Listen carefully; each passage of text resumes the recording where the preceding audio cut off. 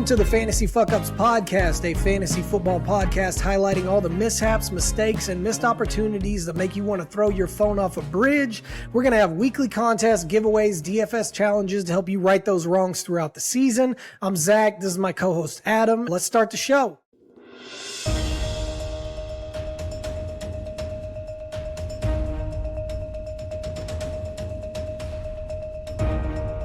Breaking news outside of the world of fantasy football. Pole vaulter's Olympic dreams shattered by his giant dong. French pole vaulter Anthony Amrati fails to qualify for the pole vaulting finals after his body almost clears the bar. The only thing standing in between him and the podium, his massive cock. I'll throw it to my co-host Adam for instant reaction. Yeah, I saw it. That is one big cack. Also, I heard that he got an offer for a contract to do adult entertainment. Doing porn! Thank you, Adam. Dashed are his dreams of being a world-class pole vaulter. Instead, he'll have to settle for having a world-class pole. He no longer has to worry about batting away adoring fans trying to get their hands on that Olympic medal. That fear is replaced by having to deal with a line of beautiful French women trying to get their hands on that meaty cock. Adam? Yeah, no. Moving on to NFL news. Jamar Chase absent from camp amid contract negotiations. Chase was absent from the final practice of the week before the team travels to Chicago for its joint practice and preseason game. Chase is seeking a long-term deal following the end of his rookie contract. Team president Mike Brown states the team will bend over backwards trying to get this deal done. I think he'll have better luck bending over forwards and letting Chase fuck those finances straight into the ground. J. McCarthy suffers torn meniscus. J. McCarthy suffers a torn meniscus after a stellar performance in week 1 of the preseason. Jay is out for the season, leaving Sam Darnold as the starting QB. I'm not sure if Sam is still seeing ghosts or not, but one thing we will be seeing this season is the ball being thrown to the wrong team. Mark Andrews involved in a car accident. The Ravens star tight end Mark Andrews was involved in a car accident this week on his way to preseason camp. That's funny. I thought the Ravens saved their bad drives for the postseason. That's all I have for news. Adam? And here's your injury updates. Starting off, the Bengals' Chris Evans has been having a strong camp with the Bengals and had some value in deep leagues, battling for a backup role. He is currently out for the season. Oh, no. Moving on, Brandon Cooks, not really on my radar this season, but has been dealing with a knee injury that the Cowboys don't think is too serious. I would consider him day-to-day. Alvin Kamara is dealing with back tightness. I would consider him to be day-to-day as well. Panthers' Chuba Hubbard, non-serious knee injury. Expect him to start the season at the RB1 spot in Carolina. The Giants' Malik Neighbors injured his ankle, but he is still maintaining 100% participation in practice. Back at practice. Deontay Johnson of the Steelers is day-to-day with a groin strain. Groin strain or stain? Strain. Okay. I meant strain. It could, yeah. Jaguars' Christian Kirk has been held out this week with a mild calf strain. I wouldn't let that deter you from picking him if Kirk falls. Vikings' Jordan Addison had what looked like a scary injury in practice this week, but his injury isn't considered serious. Sidebar, did you see that Tyrone Tracy news to where he lost his leg and it was put in an air cast? Yeah. But then it was a mild ankle injury? Right. I don't know what happened on the way to the hospital, but... a miracle. Yeah, a miracle. A miracle in New York. DJ Moore and Jahmyr Gibbs are a little banged up, but I wouldn't worry about their availability. Hollywood Brown had a scary injury and is expected to miss 4 to 6 weeks. He seems like the perfect player to pick up late and stash in that IR slot. Maybe. Could work out. All right, is that it for the news? Nope, one more. We got Joe Mixon has been sidelined with a hamstring issue for a couple weeks. Moving on to the fuck up of the week.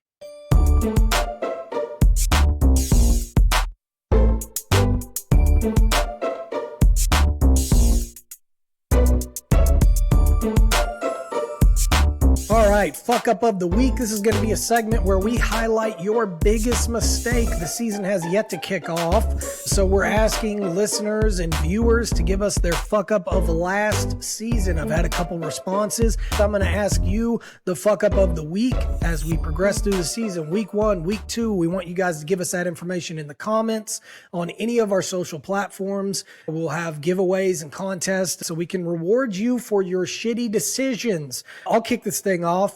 My biggest fuck up of last year was playing DK Metcalf over Achane in my Super Bowl.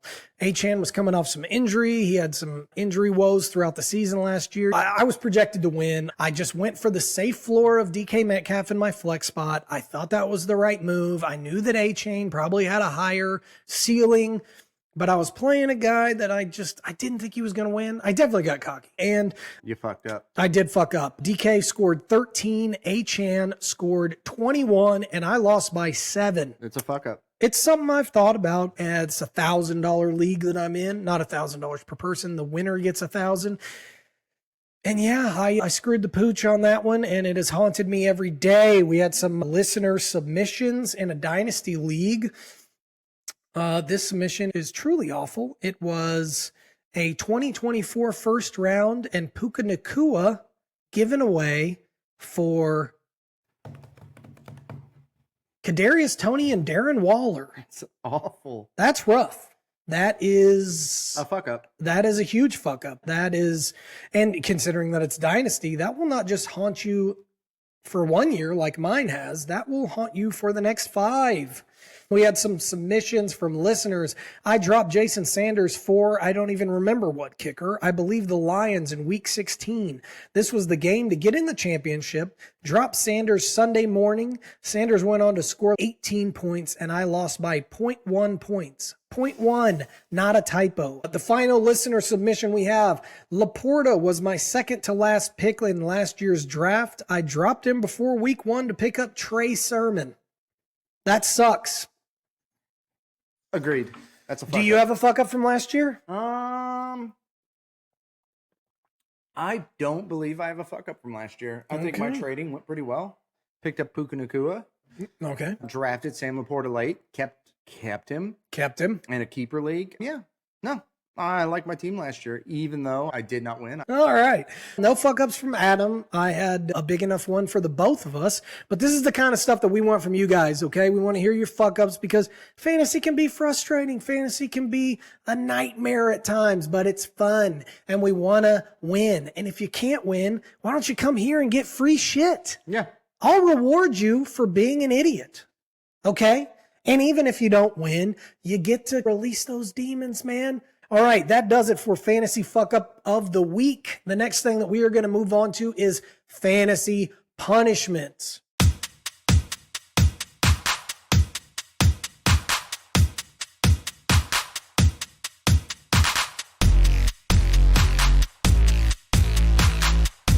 Fantasy Punishments.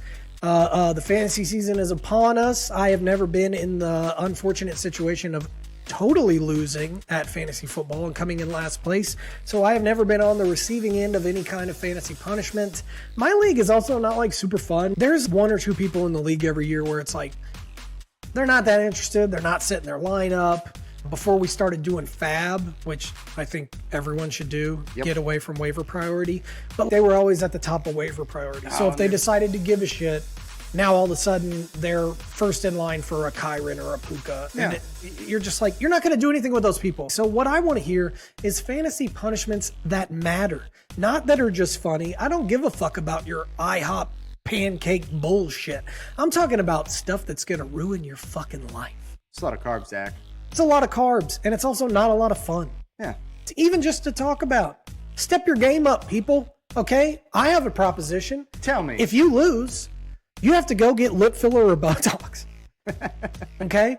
You're going to be walking back into work, back into your house with some dick-sucking lips, and you're going to have to live like that for 3 months. Okay? That's your new life. How do you feel about that? I like it. It's aggressive.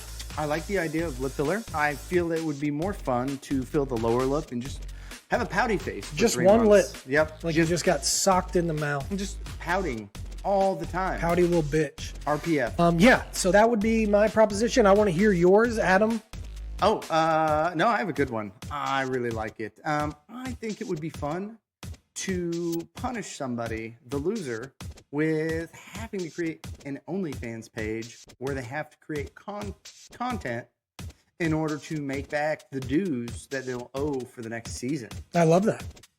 An Now- OnlyFans page that you actually have to actively manage You're probably going to have to promote it as well. You have to make content. You're going to have to make content. And like I said, I'm in one of my leagues is $100 entry.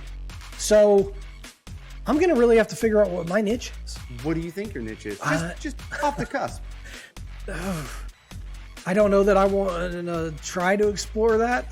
I'd probably try to go with some foot stuff. That seems the less. Oh, yeah? You have nice feet? I don't have nice feet. I just have long toes. Oh. And I think there might be some pervs out there that want to see me use my little monkey feet. Grab the controller off the ground, open a jar of pickles. Sure. All right. Maybe something weird like that. What's your... As you can see, I'm a big guy. So I think eating would be my niche that I would attack. Just getting a plate of wings, just slathering them up with some barbecue sauce and just making a mess in front of the camera. What's your name? Yeah, the bear. Oh, actually, yeah, that's really good. The big bad bear. Yeah, I was going to go like sloppy little bitch or something. No, the big bad bear. The big bad bear. Yeah, what's funny about the OnlyFans thing is, like we said, you have to actually manage it. But what if, like, you were actually successful? Oh, like picking up like 10 grand a week. You're just firing into the stratosphere. I think I'd have to. Obviously, continue. if you became successful just like eating shit, yeah, that's whatever. But what if you got on there and we were in New Orleans together? Yep. You guys were about to go on a cruise. I went down there just to hang out with everybody that was about to go on the cruise. I just wanted to go to New Orleans and like party for a couple days. We were accidentally there during the Gay Pride Parade. Accidentally. Yeah. And you got hit on a lot. I did. I found out what a bear was in the gay community, and then I found out that I am in fact a bear in the gay community. You were a hot commodity on Bourbon Street. Which makes sense since I'm in fact a Bears fan. And I didn't get hit on at all. But it makes me wonder if you start an OnlyFans account, maybe you're just going to have a bunch of twinks in the comments that are there for it. Yeah, it could be. But maybe that pushes your content to be a little bit more risky than just slopping down some wings. Okay? I'm just saying, it's a slippery slope. It could go either direction. Well, the big bad bear. The big bad bear. Okay, those are our two. On OnlyFans. Yes, those are our two suggestions. I think they're fantastic suggestions. I would love to see either one of those play out. I want to hear you guys in the comments. I want to hear your best punishment. I don't know if it's something that's already happened. I want to hear your funniest proposal. I want it to be bad. All right, moving on. Next, we're going to get into a preseason breakdown. There has been tons of stuff that has been happening so far. There's been some injuries that we covered in the news. There's been some big performances that we saw in week 1. And so we're going to break down our favorite preseason moments so far. Let's get into it.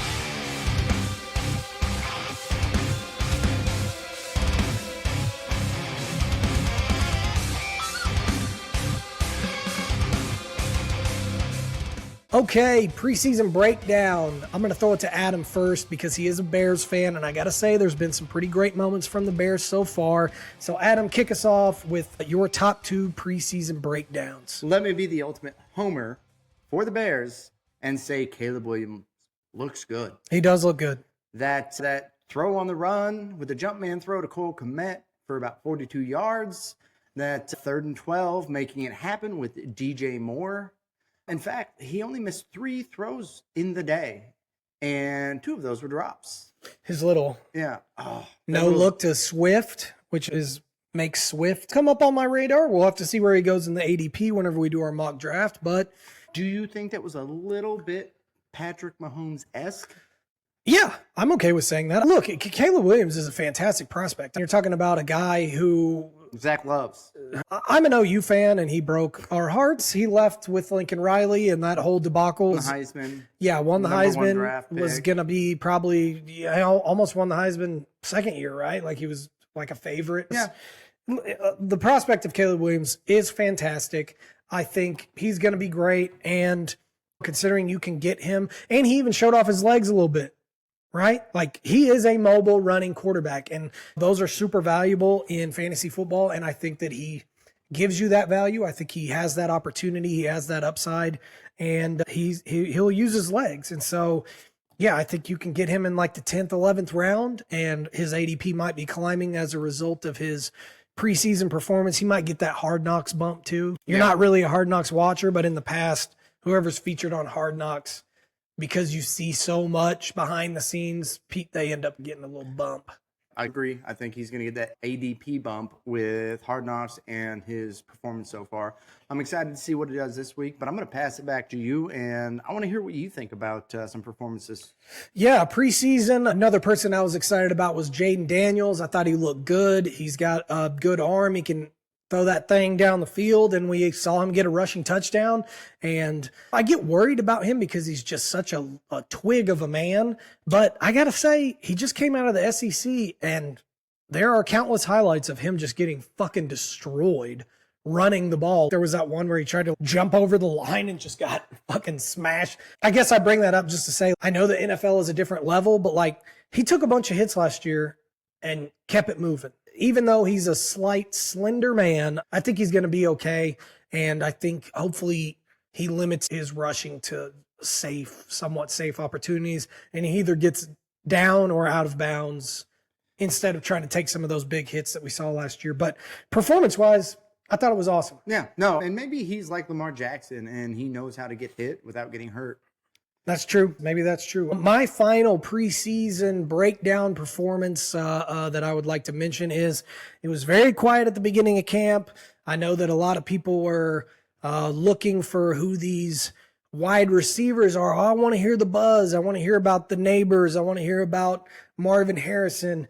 And it was pretty quiet on the Brian Thomas Jr. front. But as of the past week and a half, we're starting to hear some stuff about Brian Thomas Jr. And I'm excited because this year, man, people, I don't know if it's the Puka Nacua explosion from last year. They're just being drafted high. It's super high. I think the highest, I want to say Justin Jefferson's rookie year, he was taken in the 6th or 7th round. Yeah. And now you're looking at both Neighbors and Marvin Harrison Jr. going 2nd and 3rd round. So anyway, Brian Thomas Jr., finally good to start hearing some stuff. Great route runner, I've heard. Yeah, and yep. I saw some clips for him. I think, look, I don't know what to say about Trevor Lawrence. I think he's been a disappointment so far. I'd agree. And he signed a contract. He is their long-term future. You would hope that he'd be able to really put it together here pretty soon. And maybe this is the year. And if that's the case, Brian Thomas Jr. is a great value where he's going in drafts. All right, that does it for our preseason breakdown. And I think the next thing for us to do is to get into this mock draft.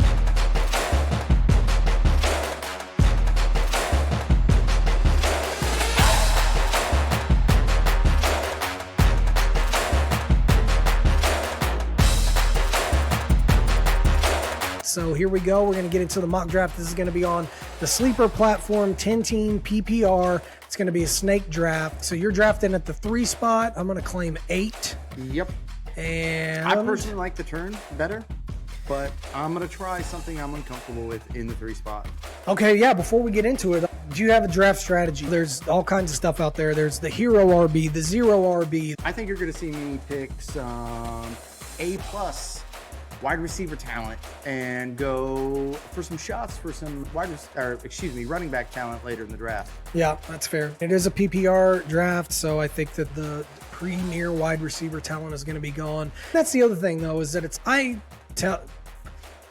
don't want to stick to a specific strategy because it's I'm going at wide receiver or spot 8. Mm-hmm. So for me, CeeDee Lamb, Tyreek Hill, Jamar Chase, Justin Jefferson, the top 4 wide receivers are going to be gone. They are going to be gone. And so for me, it makes more sense to be let me get a Bijan or a Gibbs or a Brees instead of trying to get, because I don't know, we'll just see how it goes. But that's the thing. But on the flip side of that, if I declared I'm doing hero RB this year, but if I'm in your spot, Christian McCaffrey is going to be gone, and I'm definitely taking one of the top 3 premier wide receivers. If he drops to 3, I'm drafting Christian McCaffrey. Yeah, but it's just whatever, people. Have a plan, have an idea. I think the thing that I saw, this was actually on the Fantasy Footballers podcast episode that I watched the other day. They talked about making groupings or boxes of like prototypes of players that you want. Like one of my boxes would be a rushing quarterback. Okay. I can get that in the top rounds with Jalen Hurts or Lamar Jackson, or I can wait on that and get a Kyler Murray or a Jaden Daniels or a Caleb Williams. And there's the opportunity to, I think that's a strategy that I want to do. I didn't have time to do it before this mock, but I want to identify the types of players. Like I really want a stable, like volume wide receiver. But anyway, I'll stop talking and we will get on to this mock draft. Adam is in the 3 spot. I am in the 8 spot. We're going to start this thing.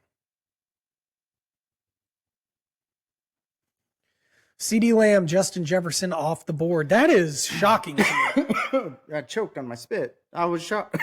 Jesus. Still shocked. Yeah, no. Took your breath away. Wow. Justin Jefferson at the 2 with Sam Darnold throwing him the rock. I know. Think about that. I was wondering, I don't know how Sleeper works. I think what they do is they basically, all these people out here are doing a bunch of mock drafts, right? And then their ADP list is then affected by when people take people. And I don't know, like maybe there haven't been enough mock drafts that have taken place since AJ McCarthy went out for the season. But yeah, I am personally expecting to see Justin Jefferson's value fall. I sure as hell don't want him at 2. Nope. Like, that's too high. I don't even know that I want him in the first round because if he falls to the end of the first round, you're telling me that I got to take him over a Brees or a Bijan. I think for me, I don't now talented enough to where I agree. He's the best receiver in the game. But I guess my point is I will take Justin Jefferson every day over a Marvin Harrison, a Chris Olave. Like I'm talking about that second tier of I'm taking Jefferson over those guys. But for me, if I'm going in the 8 spot, whenever it gets to me, there's still going to be a Gibbs, a Brees that like those guys are still going to be there. Yeah. So for me, I don't know. Personally, I'd be okay with taking him back of the 10th, beginning of the 2nd. But for me, I am off Jefferson in the first 6 or 7 picks. I think 8 picks. 5 to 10 is really where I see him landing this year. Yeah. I said it. If Christian McCaffrey falls to 3, I am, in fact, choosing Christian McCaffrey, which blows my draft strategy out of the water. There you go. You got to be nimble. You can't pass that up, though. God damn, Brees Hall 4. Tyreek Hill didn't go till 5. Did I set this up the right way? 10-team PPR. What the fuck? Anyway, Jamar Chase, I'm on Ross St. Brown go before it gets to me. So now I'm staring down Bijan or AJ Brown. Sorry. I also have, got a phone call. Should have turned that off. Risk. Yes, that's all I get. So I'm looking at Bijan, AJ, Garrett, Jameer. So here's the thing. I don't love these like 2nd round wide receivers just because it's we're really going Marvin Harrison that high as a rookie. Devontae Adams he's getting up there in age. You got Puka, who it's like, yeah, he was great, but I still think the offense is going to run through Kupp. So for me, I do view AJ Brown and Garrett Wilson as like a tier above those guys. Agreed. And for me personally, AJ Brown with like his red zone targets, he's just a beast of a human being, and I can't let him go at the 8 spot. Yeah, I got to be honest, in that 8 spot right there, I'd have chosen Garrett Wilson, who falls to you in the 2nd round.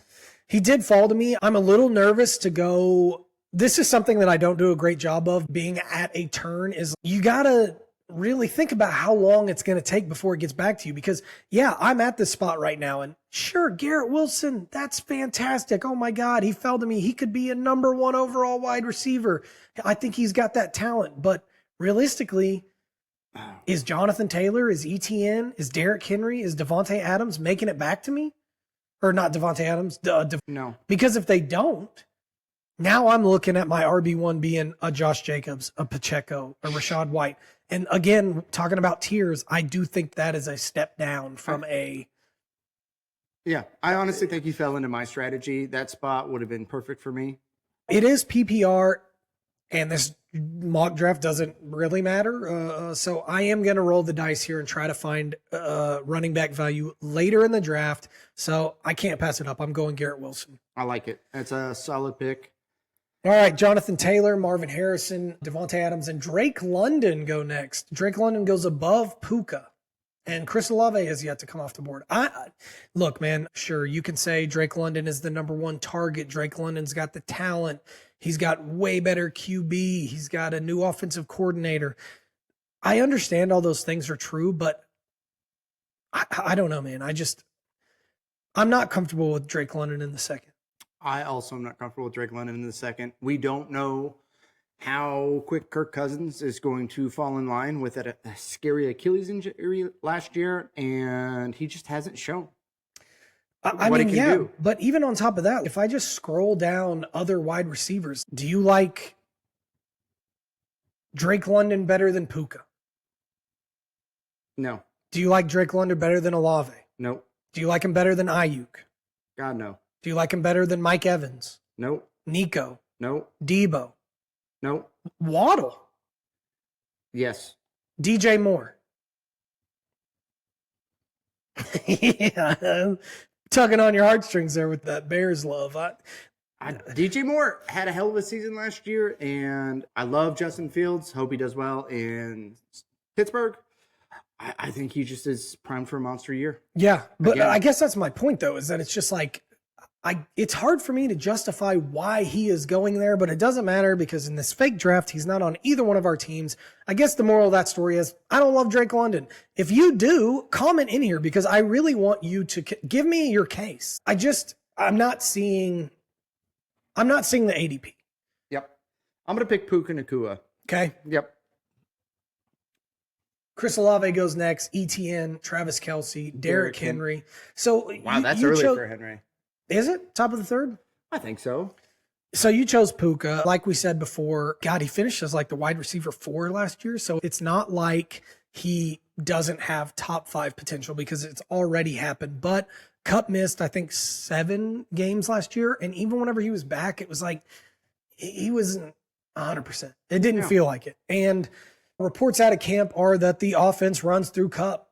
First read, first target, all that kind of stuff. So are you believing in the Puka repeat of just being he's a great route runner and you just think that he is a stable, solid? What do you think Puka is? I think what he was last year, like a volume guy? Top 5 potential. I think Cooper Kupp's going to eat in a little bit, but I also think that Rams team, who's their third option? I think there's enough to eat there. They have a solid ball in Matthew Stafford. Throws a great ball. Sure, Stafford's a great QB. And I think that's what's going to happen. It's going to be feast or famine between the two, I think. But what is his path to top 5 in your opinion? Because he didn't have a ton of touchdowns last year and he still got there, but that was through just like hyper targeting him. And since Kupp is back, do you think that his touchdown numbers comes up a little bit? He's a second-year guy. He's got more familiarity with the system. I don't even know if that word came out right.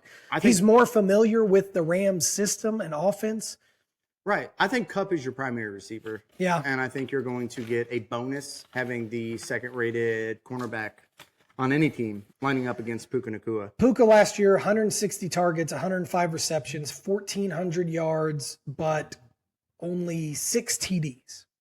Yeah, I'll take that. And you're looking at Amon-Ra, Tyreek, and CD, the guys that finished directly above him, 10, 13, 12 TDs. Even just below him, everybody above him, 7, 8, or below him, 7, 8, 13, 7, 8, 8, 7, 8. So what would you, maybe 8? You'd be happy with 8? Yeah, I'd be happy with 8. I think 8 is a realistic expectation for him. Okay, so you are back on the clock. Yeah, I don't want to do it, but I want to do it. I think I'm going to go with Brandon Ayuk right here. With the contract status where it is, I think he ends up with San Francisco in the end. I think they want him there. Do you? He doesn't want to go to New England. Yeah, but it just seems like he's dead set on getting out. I don't know why, but you hear the report saying that, there's a deal in place, but the 49ers have yet to sign off on it because they are still in negotiations and still hopeful that they can re-sign him. And the last thing I heard was that they're offering the same amount of money per year as the Steelers. It's just that the Steelers are offering 1 additional year. I don't know if that's a verified report, but San Francisco. You think he does? Mm-hmm. Okay, because for me, someone that I've been like super excited to take in like the back of the 3rd, top of the 4th is Debo, because I think he's going to leave. Yeah, but you got to think about the possibility of him leaving and what that's going to entail. The team taking him is going to have to give up draft capital, Right. and then they're going to have to give him a massive contract. But the Steelers are prepared to do that. I don't know what you say, give up draft capital. I don't necessarily think that picks have to be included in that deal. One of the things I heard is that I guess you could mean draft capital in this way, but like players that they've already invested in. But I heard that I think the 49ers asked if Minkah Fitzpatrick was available to be included in the trade. Interesting. So I guess you could see a situation where the 49ers get Fitzpatrick, they send away Ayuk, and it's just a 1-for-1. Yeah, that's tough. If he ends up on the Steelers, I do not trust Art. God, yeah. He fucking haunted me all year last year with this. I had Bijan, and you did too in one of our leagues. And it's just, I don't know. I guess the only thing I wonder about with Ayuk is he goes over there. Pickens is the top guy, right? Mm-hmm. But then Ayuk's probably the new top. I don't know. I guess it just depends on how it shakes out. I think you backed me off of Ayuk. I do want to pick him, but I think Nico Collins right here Oh, God, I love that. is the number one receiver. Stephon Diggs. Man, a couple weeks ago, Nico was in my little like Drake London. What are we doing here? That wasn't because of his talent. That was because you got Diggs, you got Tank Dell, you got Joe Mixon. I just feared that it's going to be like boom and bust a lot. It's going to be like, oh, this week Tank Dell had 175 and a touchdown. And like we saw that last year from like Noah Brown. Mm-hmm. He had 2 tutties and 140 yards. And you're like, what the fuck? And I just worry that it's going to be like people taking their turns there. But I think my temperature's rising on Nico. I agree. And I love that pick for you. Thank you, sir. Pacheco. Brandon Ayuk's right there for you. Yeah. But you know who else is there? Debo! That's who I'm taking. I took Debo. Yeah, before Debo went, Pacheco, Achane, Laporta. Interesting, Laporta's gone. He's been going in the second round, but actually Kelsey went at the top of the third. Laporta went in the middle. So Josh Allen, I take Debo, Mike Evans, Ayuk, Josh Jacobs, and Lamar Jackson are off the board, and it is back to me. And here's an interesting question that I have for you. I am so excited that I get to do this. I don't love taking QBs early, but I love me a stack. How do you feel about a stack? I don't mind a stack. It depends on the players. Jalen Hurts and A.J. Brown. Yeah. That's the possibility of that combo is through the moon. Yeah, and stacks, I think, obviously there's probably better. There's tons of ways to put stacks together. You could do a Nico and a Stroud, and that wouldn't cost you as much as what I'm doing here. Mm-hmm.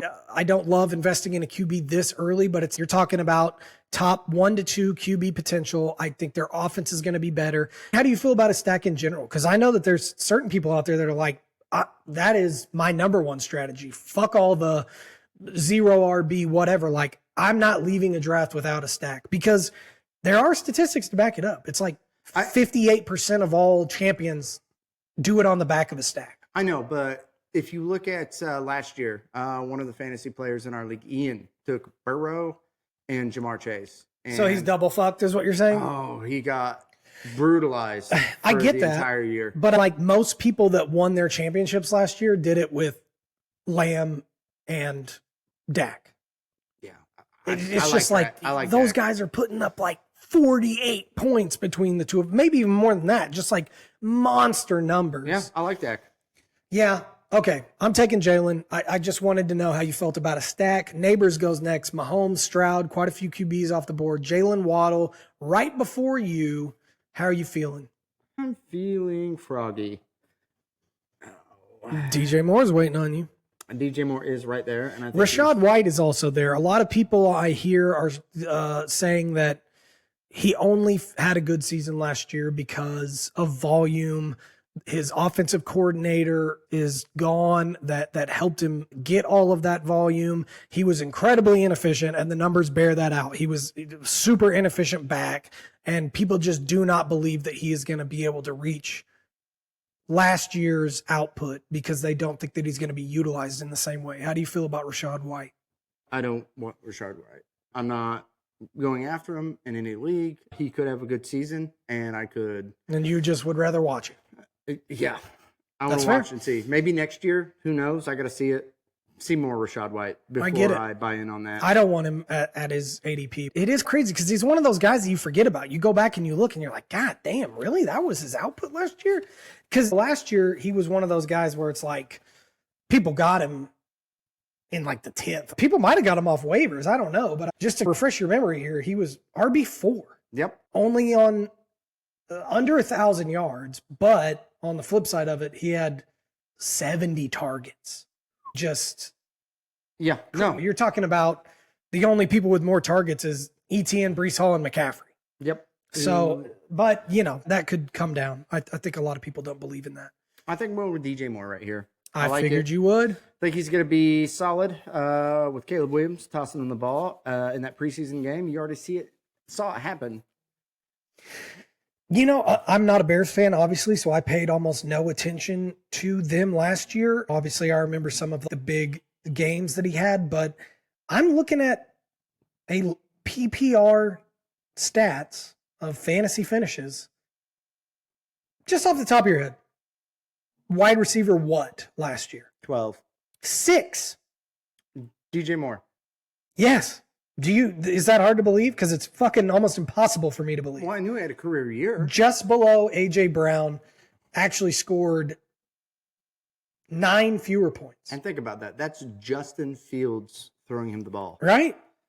Now, obviously, that was also a consolidation of targets to him. Now he has 2 wide receivers with him in Keenan Allen, who's always been a PPR target monster, and Rome Odunze. So, and he has a new QB. But yeah, look, you've been taking him in a bunch of these mock drafts, and I've had opinions about it. We've talked about it, but the fact that he was wide receiver 6 is shocking to me. Yeah. And maybe I'm not giving the man his props. I think that's what it's coming down to for me. And that's fair. I also am a Bears homer, so It's all right.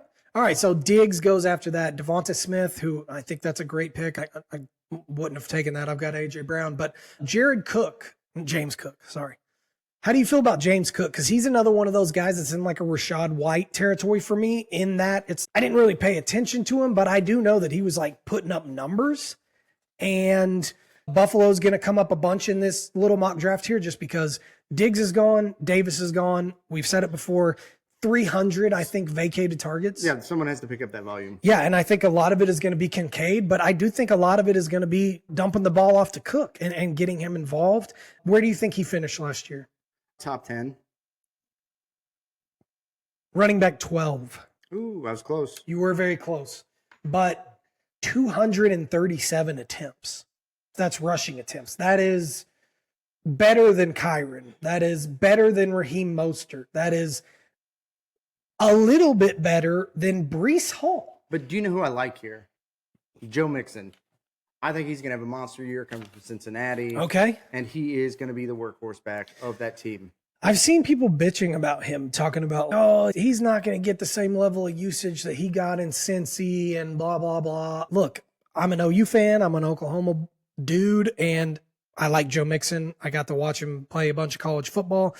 And, dude, he has been so good for the past, 3 years. Yep. And I don't know where the hate's coming from, but I like him. Yeah. And I'm going to take him. Do it. I don't have a running back yet. That's surprising. And you know what? I am going to go Kamara right here, and I'm going to I am going to hope that he just does what he did last year, and Derek Carr is just going to dump. I'm going to hoping for you that he is going to do Yeah. I almost wish I had this team. some work. All right, so I'm looking at a Tank Dell, who I do love. God, this fucking phone. Let me turn this on silent real quick. I like a Tank Dell, okay? Yep.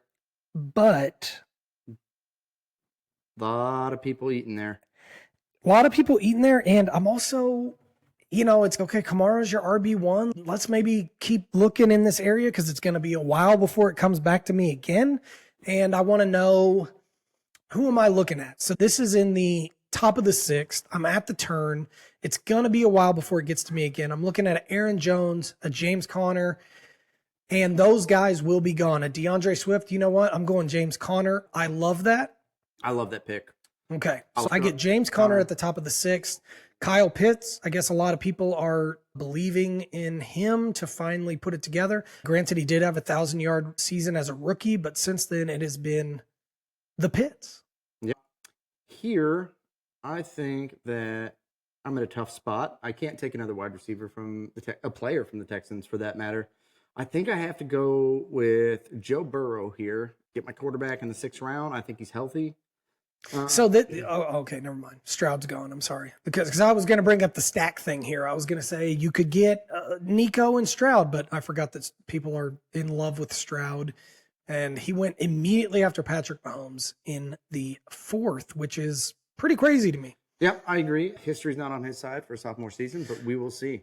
And you think that taking Burrow there, was that a reach for you, but you just wanted to secure it because you're excited about him, or you don't think he would have made it back to you at the turn? I don't think it would have made it back to me, and I think that he's healthy for the first time in a minute. So I'm going to go there, but I'm going to assess that situation, that position later in the draft, and probably pick up a backup quarterback. Yeah, so Joe Burrow's ADP is 62.8, and that is where you took him. So he probably would not have gotten back to you. Yep. All right, Tank Dell, Aaron Jones, T. Higgins, and David Montgomery go off the board, and you are back on the clock. Yeah, let's look at my team right now. I got Christian McCaffrey, Puka Nacua, Nico Collins, DJ Moore, Joe Mixon, Joe Burrow. Do I go with a running back? I don't think I do. I think I go with a wide receiver. Let's see who's available. I can't take Keenan Allen. Christian Kirk has an opportunity to have a good year. He's the number 1 guy on that team. There's Scary Terry. Can't take a Dunze. I think I'm going to go Christian Kirk. I think this might be a year that Lawrence puts it together, and if he does, Christian Kirk is going to be a monster. Yeah, he hasn't been great so far. I would say he's been a disappointment. Keenan Allen goes immediately after that. DeAndre Swift, Stevenson, Scary Terry. I just got done kind of singing the praises of Jaden Daniels. Terry McLaurin has been one of those guys that I just feel like almost every season it's, oh, dude, it's going to happen. Yeah, but it doesn't. It doesn't. And it might. I guess I'm falling in the old trap here, but I don't know. In the 7th round, I'm totally fine with someone trying to take that shot. I guess we'll just see how that pans out. It is back to me, and let's see what I'm looking at. Again, my team so far is A.J. Brown, Garrett Wilson, Deebo Samuel. I got some Jalen Hurts going to get that stack. I then went Alvin Kamara and James Conner back-to-back for my RB1 and 2, which I'm actually pretty excited about. But that brings me to, am I leaning tight end? Because a bunch of them have come off the board, and we're now in a big tier jump here, where, in my opinion, you've got George Kittle, who, because I have Deebo, I can't take George Kittle, in my opinion. Yep. And really, after that, Evan Ingram, I know that he was pretty good last year. Led tight ends with catches. I'm okay with that. You got Brock Bowers next, who I know you're excited about, but his ADP is, I don't know. I think I'm just going to have to pull the trigger on Evan Ingram because I do like Njoku as a prospect. He finished the year so hot. I would love to wait at the end of the 8th, or I guess beginning of the 8th, for this turn right here to maybe try to grab it Njoku. But man, with Deshaun Watson, Njoku had that big explosion with Flacco. Yep. And so it's like, I know Njoku has the talent. I don't know that Watson has the talent. He's shown in the past that he has the talent, but he hasn't been that player in a long time. And given that's the case, I don't want to sweat this position later, and I don't want to fully punt on it and just take like a Freiermuth. I'm going to go Evan Ingram here. Okay, I like it. Najee Harris goes next. Roma Dunze, Dak Prescott, and Chris Godwin. I don't really know how to feel about Chris Godwin. I don't really want to waste any time talking about it either. But all right, so it's back to me, and this is a pretty easy pick for me. I'm taking Rashee Rice. I think in the 8th round, you're talking about the number 1 option. Look, you can argue Travis Kelce's the number 1 option. You're probably right, but I think Rashee Rice, especially with Hollywood Brown going down, dude, you're talking about Xavier Worthy went 3 picks after Rashee Rice. Yep. I don't know if that is people fearing that he's going to get suspended, but that's fucking crazy to me. But you got to think that Hollywood Brown's going to be out for at least a month of the season. Right. As well, so. And he's injury prone anyway. Like, I don't know. Either way, Tony Pollard goes off the board next. Javonte Williams, Xavier Worthy, and Zamir White, and now Adam is back on the clock. And I'm going to pick Brock Bowers. I know you've been high on him, man. I and like his he looks usage good in that offense. Yeah. Yep. The thing that kind of fades me off of him is the whole Michael Mayer of it all, because you talk about draft capital, they drafted him high 2 years ago, and he had a pretty good rookie season, but whatever. Bowers looked good in the preseason the other day. Yeah, a lot of volume going his way. I'm also going to take Calvin Ridley right here. I love that. I do too. I love that pick. Him in the 9th is solid value. I think it's incredible value. I would love to get my hands on Calvin Ridley in that range, the 8-9 rounds. Hollywood Brown surprisingly goes 2 picks later. I don't think that's right. I think that's probably pre-injury ADP. It hasn't really hit yet, his fall down ADP. But yeah, you went Calvin Ridley, then went Nick Chubb, which was pretty early. Look who's available. I know. If you're talking about who I think you're talking about, everyone's talking about the ascension of A-Chain. I do think that, yes, obviously he's explosive. He's this, he's that. Okay, people, Raheem Mostert was the running back 2 last year. Yep. Right? Let me make sure I'm not. He was in the top 5.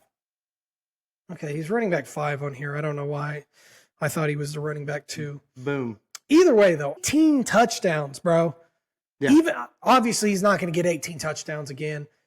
But I just think if you're talking about somebody that you're getting in the 9th round, he's still going to be. It's going to be a 1-2 punch with him. And I've got Kamara and Connor, and I would love to add Mostert as a supplement to that backfield. Keon Coleman, Austin Eckler, Zach Moss, and Jonathan Brooks go next. Ooh, I'm back on the clock again just to talk about my team. I've got A.J. Brown, Garrett Wilson, Deebo Samuel, Jalen Hurts, Alvin Kamara, James Conner, Evan Ingram, Rashee Rice, and now Raheem Mostert. And so, God, what am I looking at for depth here?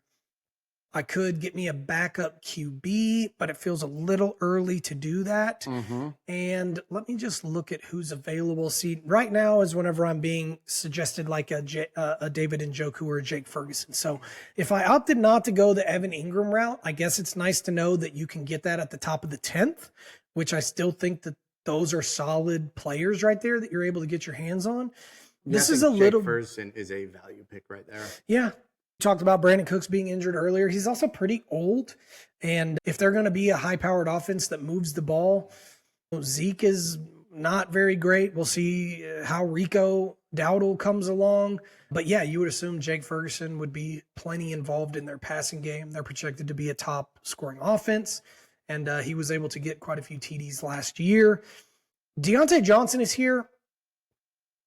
They're saying he has a lot of catches this preseason. Yeah, a good relationship brewing between him. Yeah. And I mean, look at Thielen from last year. Like, you can be on a dog shit team and have just tons of volume value. Mm-hmm. But at the same time, God, I don't know. That's hard to pass up because Deontay Johnson. Bryce Young takes a step this year? Do you think he could? I don't know. I don't know what to think about him, man. He didn't have it. I don't know enough about Carolina because they fucking suck and I don't care about them. But has their offensive line gotten better? Did they invest in that? I don't know. I don't know. They didn't have a first-round pick. Yeah. That pick was Caleb Williams. Yes. To the Bears. So I'll just shed some light on the battle in my head right now. It's either Deontay Johnson or JSN at Seattle. I do think JSN takes a step forward. I don't know if Seattle's going to be like a stellar offense, but I do think that they will be better than they were last year. And God. Take your shot. Take your shot. It's, you know what? This isn't a real draft. I'm going to go with Deontay Johnson. I do think that he is going to be a high volume guy. Christian Watson, Hopkins, Singletary, and Ferguson go after that. And now you are on the clock in round 10. Going to go with the stack, my friend. You convinced me on it. Okay. I love Caleb Williams. I think I'm going to take him right here and have my backup quarterback. I like it. Was he the next QB suggested, or did you reach? All right. That's perfect. He was the next QB suggested. Okay. I think I didn't reach. I think in round 10, that's good value. I agree. He may just light it up. He's got the receiving core, the running back room. The offensive line is decent. He's got a top 10 defense, I believe. And I think that he could really do some stuff. Next, it really just rains luck for me because Brian Thomas is sitting right at the top, ready for me to take. And I think that's going to be a really good shot. I like it. Yeah. Again, we talked about that earlier. He's been finally making some waves in camp. Dallas Goedert, Jamison Williams, Dalton Schultz, and Tua go next. I am back on the clock, and I have 5 wide receivers, so I'm good there. I've got 3 running backs, and somebody that I'm actually excited about. I really think it's going to be like a 50-50 split all year, and that's fine. I traded for Pollard last year, assuming that at some point he was going to really put it together. Oh, dude, he's back half of the season. He's going to be awesome. He wasn't. He never was. And I think that I like Tajay Spears a lot, and I'm going to take a little bit of a shot on him at the end of the 11th. Okay, I like it. And so Trey Benson goes next. Don't understand that pick. He's battling with Michael Carter for a spot on the roster, so just get him out of my fucking draft completely. Cole Kmet, Jared Goff, and Brian Robinson, which, look, Austin Eckler went at the 9-10 spot. Brian Robinson going at the 12-2. I think Brian Robinson's the starter. Austin Eckler looked slow last year. I'm not saying that it's just totally over for him, but I think Brian Robinson is the better bet in that backfield. When the wheels fall off, they fall off for a running back. Look at Todd Gurley. Look at Ezekiel Elliott. He was a beast for 4 years. Yeah. He dropped off dramatically, and he never regained. Maybe this year's different. Who knows? But the running back market has changed significantly, and I think that's a reach for me. Yeah. So this person is not going to be here on the turn for me. And since we're getting in this later round, Going with Jaden Daniels? I am going with Jaden Daniels. Okay. Yeah, you read my mind. I like the rushing quarterback. And since I have Jalen Hurts is one of those where it's like, I'm starting him every week. Right. But I do the prospect that is Jaden Daniels. And at the very least, maybe I can trade him later on in the season. Or maybe I just, I don't know. I just like adding that depth there for me. Gus Edwards goes next, Justin Herbert, Zeke, Chase Brown, and it's back to you. I think Curtis Samuel has a lot of value this year. Yeah. Like we've talked about with the Buffalo Bills, volume is going to have to go somewhere else. And vacated targets. We talked about that. 300 plus vacated targets. Kincaid probably a recipient to some of those. But yeah, I mean, Curtis Samuel, he's one of those guys that I've been waiting to really ascend to that next level, and it just hasn't happened, but he's certainly going to have the opportunity to prove himself. Yeah, and this sets me up for the next pick I wanted.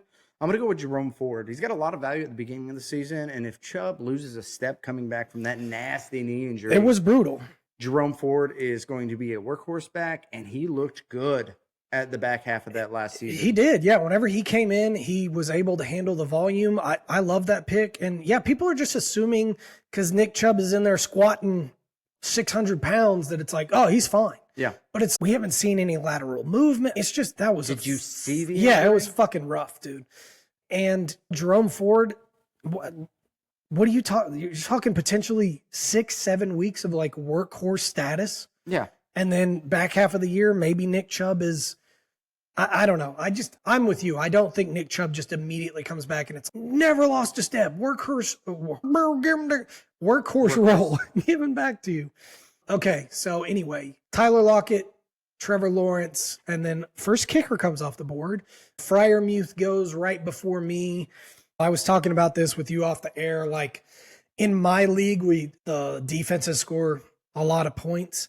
So drafts like this are tough for me because it's not truly indicative of you're talking top 3 defenses in my other leagues, they would already be gone. Maybe even more than top 3. People sometimes take them in the 9th, the 10th, the 11th.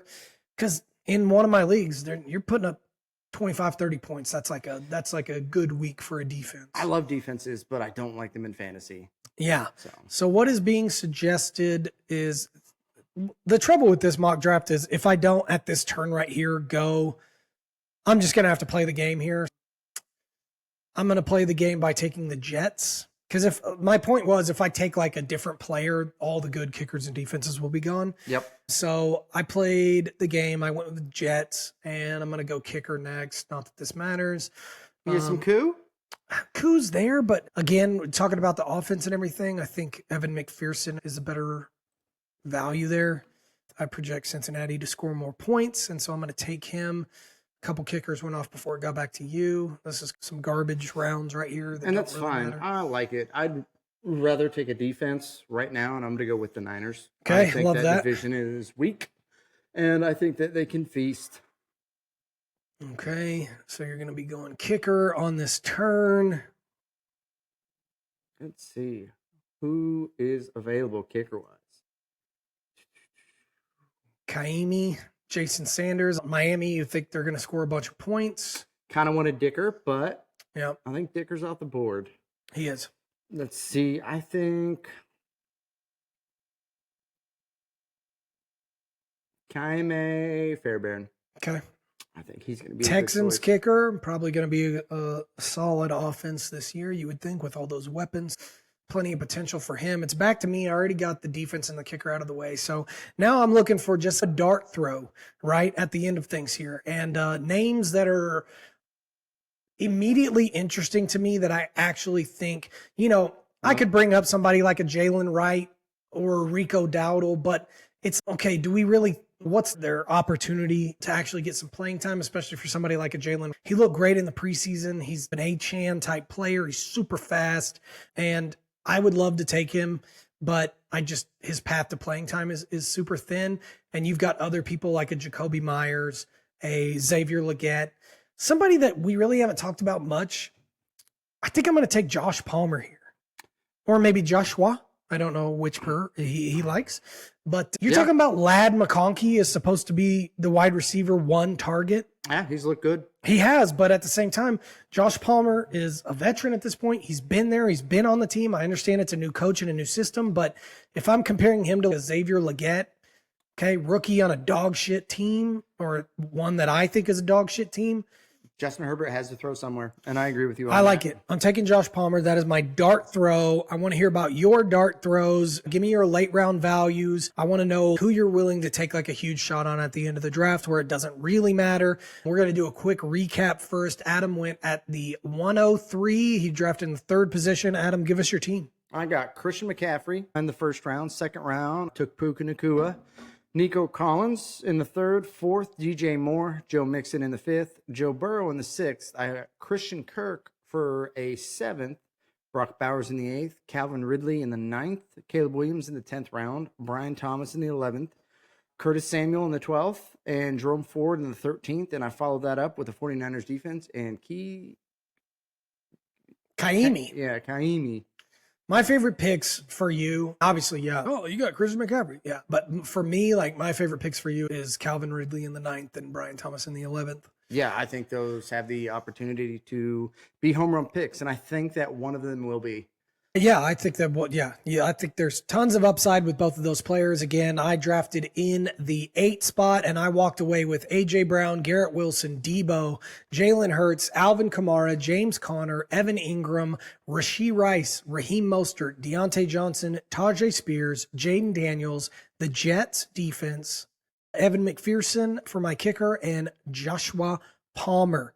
I think the thing that I was surprised about and happy about, if I went into a draft and I decided this year that I was going to go wide receiver heavy and I was able in 5 and 6 to walk away with Kamara and Connor, I'd be stoked. I don't know that's possible. Connor's my favorite pick right there. A 6th round for Connor. I think he holds tremendous value. I agree. And what do you I think Raheem Mostert goes I love that pick. to the moon if Achane misses time. And then it's likely the same thing for Tajay Spears there. So, yeah, in the 11th, I'm happy to take a shot right there. Again, this was our mock draft, guys. I appreciate you. Let me stop sharing the screen here. Yeah. All right. I also appreciate you. Thank you guys for hanging with us through our first episode. We're going to have all kinds of stuff going on this season. I want you guys to join us. I want you to come here and let those demons out, commiserate with us. Come here. We're going to have all kinds of good stuff going on. Spicy selection of the week, fuck up of the week, DFS challenges. I'd love to engage with you guys a bunch throughout the season. We're going to be doing some live Thursday evening before the game live streams. We're going to be doing some Sunday morning live streams where we're going to answer your last minute lineup questions. We're going to have some guests on. And yeah, man, we're just trying to have a fun show where we celebrate the darker side of fantasy. And that is all the mistakes that we make. Yeah, man, it was the fuck ups. Excited to get our first episode out there. And yeah, hopefully you guys join us along the way throughout this season. All right, take it easy. Bye.